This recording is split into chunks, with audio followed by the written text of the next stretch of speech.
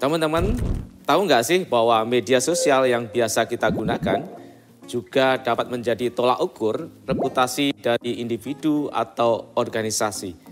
Melalui data rekam jejak digital yang kita buat, suatu perusahaan dapat mengetahui reputasi mereka dengan bantuan analisis media sosial. Lalu, bagaimana ya cara untuk melakukan analisis tersebut? Yuk kita pelajari bersama-sama melalui video berikut ini.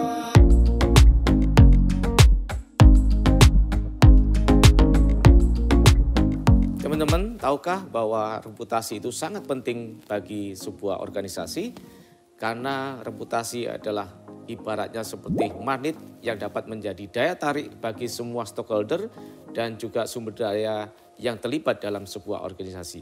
Jadi idealnya adalah fungsi komunikasi itu dibangun melalui dua tujuan. Yang satu adalah untuk membangun daya tarik, dan yang kedua adalah mencari dukungan terhadap sebuah organisasi.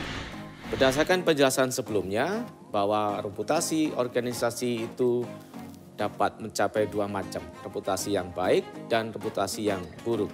Tetapi bagaimana cara mengukur sebuah reputasi?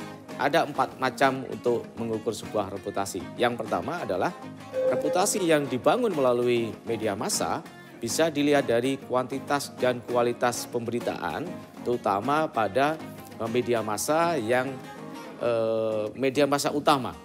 Itu yang perlu kita perhatikan. Kemudian selanjutnya, bagaimana cara kita mengukur tentang reputasi yang dibangun di media massa, di media sosial? Maka kita bisa melihat volume, jangkauan, kemudian top influencer yang menyampaikan sebuah tweet positif, itu yang bisa kita lihat di media sosial. Kemudian yang mengukur untuk komunikasi stakeholder, bisa kita lihat keterlibatan stakeholder dalam kegiatan-kegiatan kehumasan. Kemudian yang terakhir, reputasi yang dibangun melalui komunikasi internal bisa kita lihat melalui kegiatan-kegiatan rutin yang dibangun oleh seorang PR. Nah, teman-teman, perkembangan teknologi telah memudahkan kita untuk kegiatan analisis reputasi.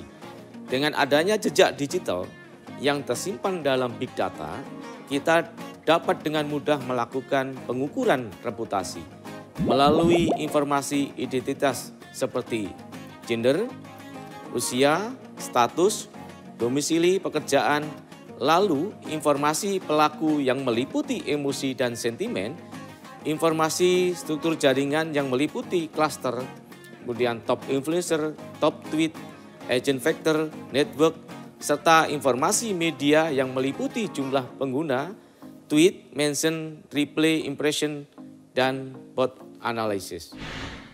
Nah, di sini kita akan mengambil sebuah contoh kasus agar teman-teman dapat lebih memahami cara analisis reputasi.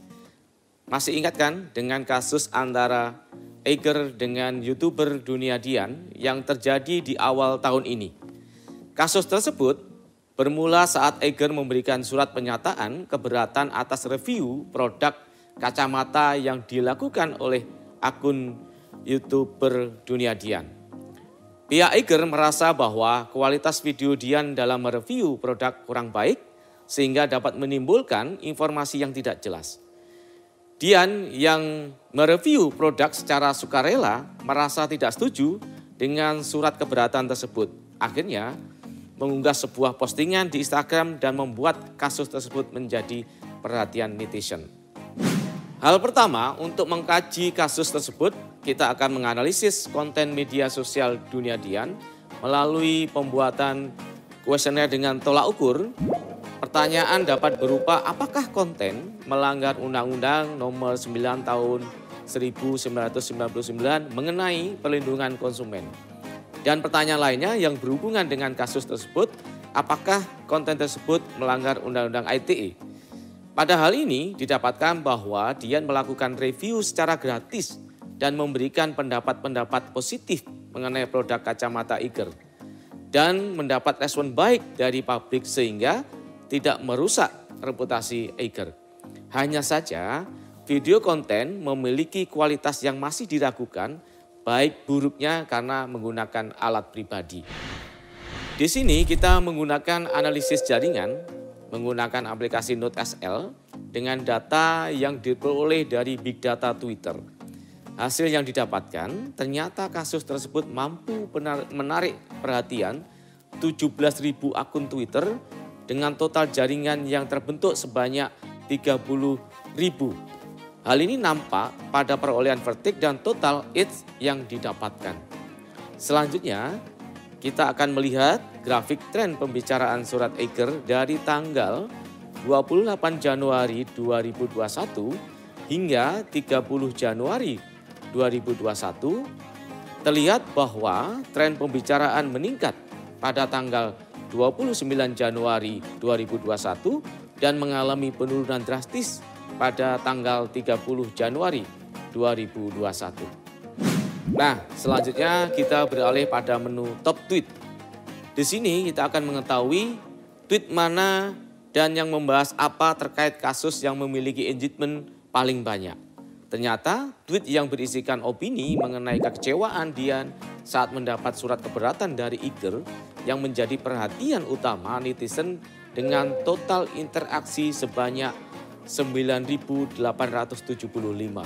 Kemudian kita akan lihat dari top influencer yang terlibat. Pencarian top influencer bertujuan untuk mengetahui aktor utama dalam pembentukan tiap klaster atau kelompok diskusi.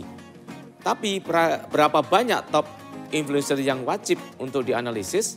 Saya sarankan minimal 5 top influencer. Dalam kasus Eiger, kelima top influencer tersebut yakni akun Eiger Adventure, Dunia Dian, Trending Topic, M. Faiz Givari, dan 66 Dead Rush. Melalui contoh-contoh sebelumnya, maka tahapan berikutnya adalah kita ingin menjelaskan tentang tahapan-tahapan analisis big data.